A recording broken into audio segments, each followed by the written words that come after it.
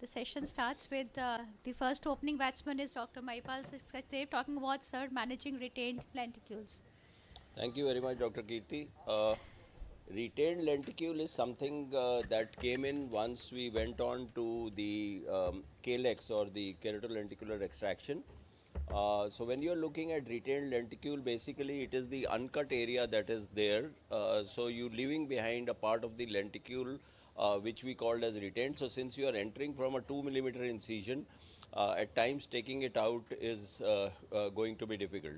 So if there are secretions, if there are any foreign bodies, lashes, etc., or there is a difficult dissection, that is the time you can have retained lenticules. And when you have a retained lenticule, the best is to dilate the patient, and you can see that on retroillumination, this is a retained lenticule. Now, retained lenticule, what does, if all of us try to take it out, but there is no harm if you kind of abort the procedure and maybe come back later. So if you look at the picture that you have, a retained lenticule, for example, at this particular point, you can see there is an elevation which you can see, and also if you see on the topography map that this is a flatter area, but this is not a flatter area which is there. So what do you do at the time? So there are several techniques. One is just doing nothing and just hydrating the whole area. Can you see this retained lenticule?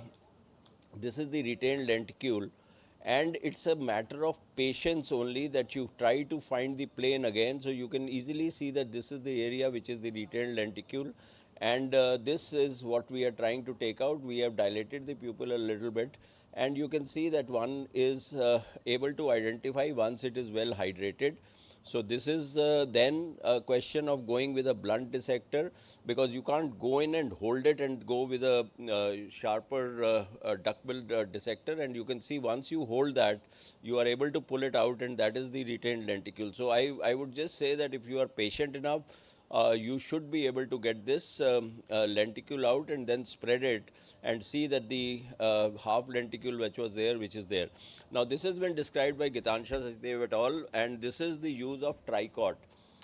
Even fluorescein has been described, even tricot has been described. So if you use triamcinolone like you do for vitrectomy cases, you will be able to actually visualize the retained lenticule in a much better fashion, because it will take up the triamcinolone and you will be able to take out. This has been described by Titial et al. Both of them, Manpreet and Titial, are here. So they have used the intraoperative ASOCT which is there, that you can do the intraoperative ASOCT and you can find out where the lenticule is.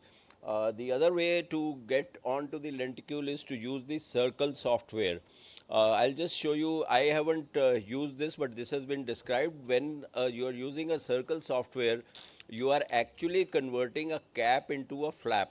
So this is the way that you start, and you can go ahead and that you have created the cap into a flap, and you can lift it, and then obviously you can easily see where the lenticule is. Take it out. This is just for a enhancement surgery. This is not for a retained lenticule. But all that I'm trying to say is that the cap becomes a flap. You lift it as a flap, and wherever is the retained lenticule, you can then go ahead and take it out.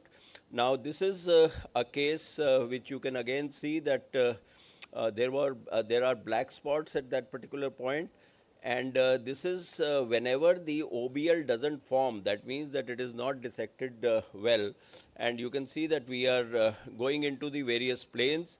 Once you have gone into the various planes, you can see that there is a rip here, you can see, and it's sticking on at this particular point. Once it is sticking on, you have taken it, you knew that it is a difficult dissection, you just go ahead and actually spread it. That is most important, especially for beginners. And you can see that this is the area where there is a piece of lenticule. So they go ahead, the machine has a slit, and you can see on the slit that this is the area of the retained lenticule.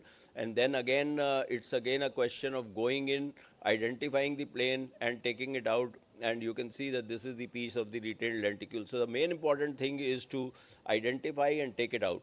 Now this, if you see in this particular case, this is the OCT, that intraop which was described. You can see that these are black areas. So this is going to be an uncut area. And you can use the OCT. You can see that this is an uncut area. You can see the lenticule here. So once one is working on it, you can see that there is going to be the dissection, which is again not very comfortable at this area. So we are not getting the dissection done at this particular point. So again, what we have to do is that you can take a sharp duckbill kind of a separator. There you can see, and again you can work on the OCT. With the OCT, you can find out the area where it is, and you can take out the retained lenticule. Now this you can see that this has not been one has not been successful in taking out the hole, and this is the area where you can see this on the OCT. This is the lenticule which is there. So you go ahead with the OCT guided, you can see, and then separate it out, and this was the dark spot that you had, and you will be able to actually do and take out the lenticule which is there and put a bandage contact lens. So friends, just to summarize, that retained lenticule is a possibility, but once you have learned the technique and you have optimized the laser settings, normally you do not have retained lenticules. But if your cornea is dry, mind you, this is important, that if your cornea is dry, that is the time when the penetration of the femto doesn't happen. So it is better to have a slight lubrication on the cornea. Do not have any foreign body. Even an eyelash, if it is there, it can have a dark area. So the femto cannot penetrate any opacity. If it is an opacity, a pre-existing corneal opacity, or if there is a lash, etc. So be careful to say no to those cases vis-a-vis the femto. And the detection strategies, as I told you, a slit lamp examination is essential. OCT can be done. Triamcinolone, sodium fluorescein can be done to kind of stain that. You can do a circle scan, and if the retained lenticule remains, you can actually go ahead and do a topo guided treatment for that area. If it is a very small lenticule, you can let it be and it does not cause any problem. And the prevention is the best practice. So having a good dissection, if you are having too many dark spots, it's better to go and fight the war some other day. About the procedure, nothing is lost. You can go ahead and do a surface ablation or convert it into a flap maybe a couple of weeks down the line.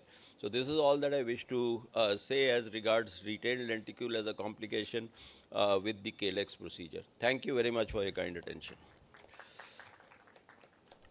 Thank you, sir, for a wonderful tips and tricks of all these. Are there any questions for sir? Because he's really given a very good, for no complication for him, like any complication managed well is no complication. Thank you, sir. Thanks. We wish and pray that he gets his lunch. Yeah.